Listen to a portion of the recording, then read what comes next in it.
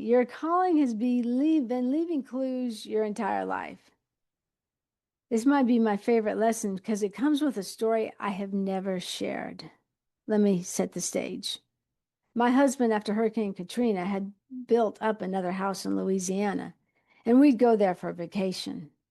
One day, we were coming home, and my husband was on a motorcycle and he had taken the wrong turn, so he wasn't behind us.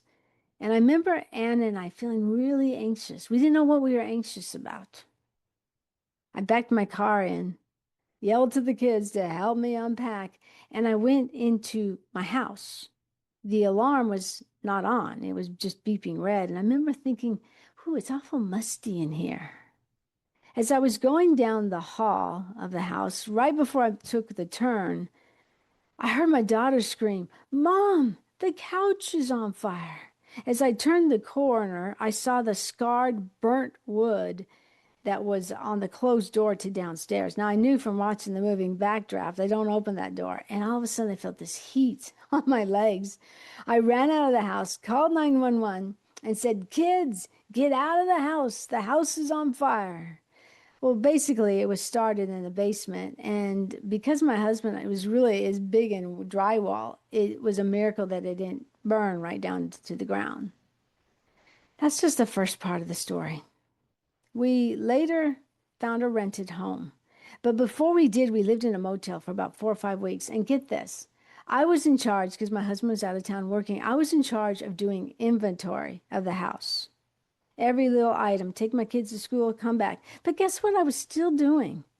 That calling in me was not dying out. I was still working. I was still working on the business I was working then. The videos, I would rent, but then I would stay over here. I would do inventory and I'd stay over here and I'd do a video.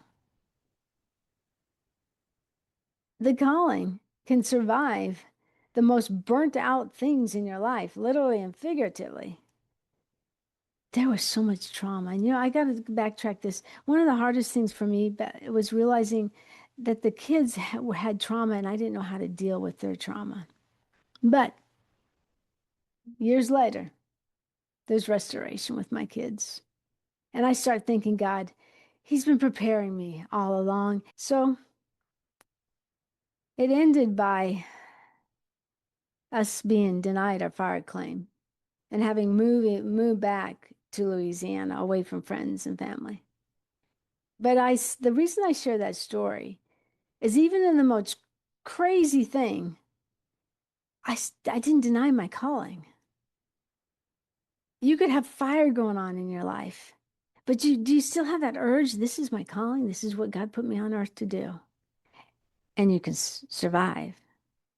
So for years, I thought I needed to discover my message.